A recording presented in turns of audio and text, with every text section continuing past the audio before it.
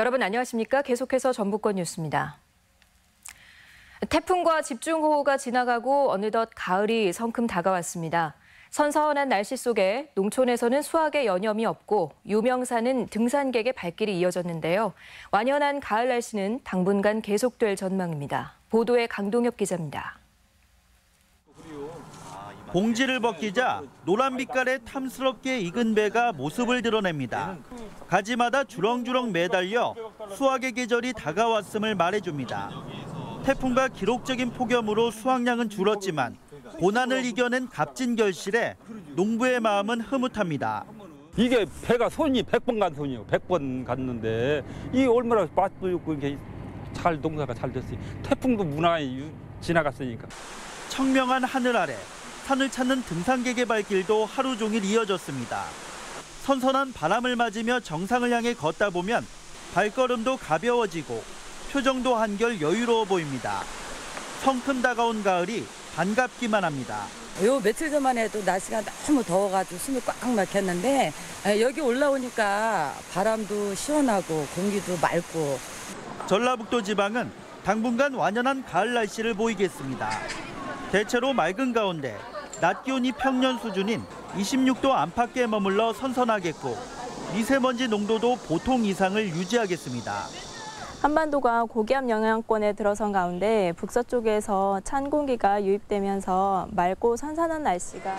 하지만 아침 저녁으로 기온차가 10도 이상 크게 벌어질 것으로 보여 노약자의 경우 건강관리에 유의가 필요합니다. MBC 뉴스 강동엽입니다. 쓰레기로 몸살을 앓는 금강 하구 상황 며칠 전 보도해드렸는데요. 도민 식수원인 용담댐도 비슷한 상황입니다. 잦은 비로 떠내려온 쓰레기가 예년의 6배에 달한다고 합니다. 유룡 기자입니다. 수면 위에 쓰레기가 거대한 띠를 이루며 떠 있습니다. 잡목과 생활 쓰레기가 뒤엉킨 부유물을 그물로 붙들어 수변 쪽으로 끌고 옵니다. 집게로 들어올려 트럭으로 실어낸 뒤 떠내려가지 않도록 한 곳에 모읍니다. 가까이 가보면 비린내가 진동해 식수원이 오염되지 않을까 걱정입니다. 바람 때문에 군데군데 지금 구석구석에 박여 있는데 그걸 지금 그물로 이렇게 포집을 해가지고 육상까지 지금 포크레인 길이 닿는 데까지 와서.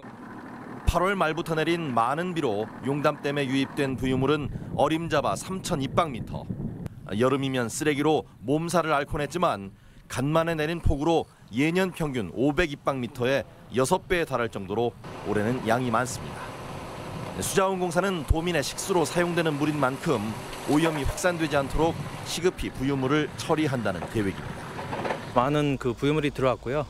저희들이 수질 오염을 최소화할 수 있도록 앞으로 2주 내에 최대한 처리를 하도록 하겠습니다.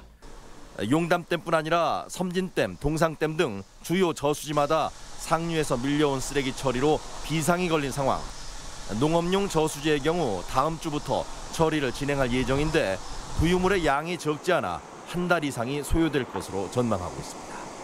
MBC 뉴스 유룡입니다.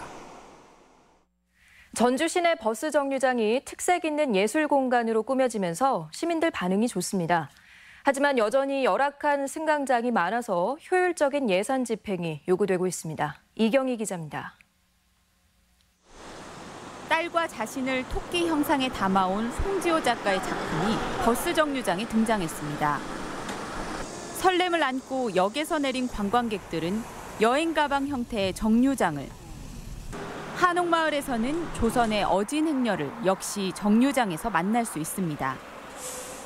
각각의 테마를 담은 특색 있는 정류장이 전주 시내에만 28곳으로 지루한 도심의 생기를 불어넣고 있습니다. 볼 수 있어서 그냥 가만히 있는 것보다 이거 보고 감상한 것도 참 좋더라고요. 그리고 너무 잘 돼 있어요. 예술인들과 함께 정류장을 지붕 없는 미술관으로 조성해온 전주시는 앞으로도 100여 곳 이상 이색 정류장을 늘려나갈 방침입니다. 하지만 전주 시내에는 대기시설이라 부르기에도 민망한 열악한 정류장이 수두룩합니다. 전주 시내 1,142개 정류장 중 무려 33.5%인 383곳이 지붕조차 없습니다. 승강장 예산이 매년 늘어나는 것도 아닌데 개당 5천만 원이 드는 정류장에만 예산이 몰리는 겁니다.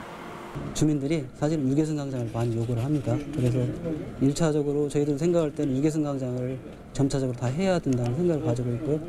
아름다운 도시 디자인은 시민들에게 전에 없던 여유를 가져다 줄 수 있지만 소외받는 정류장을 없애는 균형 있는 행정도 필요해 보입니다. MBC 뉴스 이경입니다. 전국 산악 자전거 대회가 진안에서 펼쳐졌습니다. 전라북도 자전거연맹은 오늘 1000여 명의 자전거 동호인이 참가한 가운데 정천면 수변 체령공원 일원 40.1km 구간에서 제27회 진안 홍삼 생활체육 전국 산악 자전거 대회를 개최했습니다. 이번 대회는 전국에서 찾아온 초중급 시니어와 베테랑, 마스터 등 15개 부문 개인전과 단체전으로 치러졌습니다. 전북 도민 2명이 메르스 환자와 같은 공간에 있었던 것으로 확인됐습니다. 전라북도 보건당국에 따르면 전주와 익산에 주소를 둔 20대 2명이 지난 7일 쿠웨이트에서 입국해 메르스로 확진된 60대 환자와 함께 비행기를 탔거나 당시 공항에서 근무했던 것으로 확인돼 잠복기인 14일 동안 보건소의 관리를 받게 됐습니다. 한편 도내에서는 지난 2015년 3명의 메르스 환자가 발생해 2명이 숨졌습니다.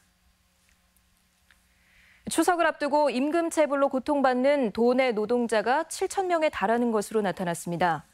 전주고용노동지청에 따르면 올 들어 지금까지 임금을 체불한 사업장은 모두 2,600여 곳에 임금체불 근로자는 7,000여 명에 달하고 체불임금은 310억 원에 이르는 것으로 집계됐습니다.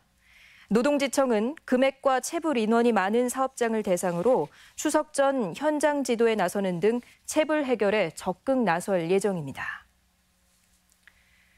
전통시장에서 쓸 수 있는 온누리 상품권 판매가 호조를 보이고 있습니다. 전라북도에 따르면 지난 7월까지 전통시장 온누리 상품권 판매액은 지난해 같은 기간보다 70억 원가량 늘어난 440억 원으로 집계됐습니다. 도민 1인당 평균 구매액도 2만 3천 원으로 전국에서 가장 많았는데 추석 명절 100억 원 이상 팔리는 점을 감안하면 연말까지 700억 원가량이 판매될 전망입니다. 대중교통 활성화를 위한 요금 할인 정책이 시범 운영됩니다. 전주시는 국토교통부의 알뜰 교통카드 시범 사업에 선정돼 오는 10일부터 500명을 선착순 모집해 할인 제도를 3개월간 시범 운영한 뒤 내년부터 전면 시행할 계획입니다. 지금까지 전북권 뉴스였습니다.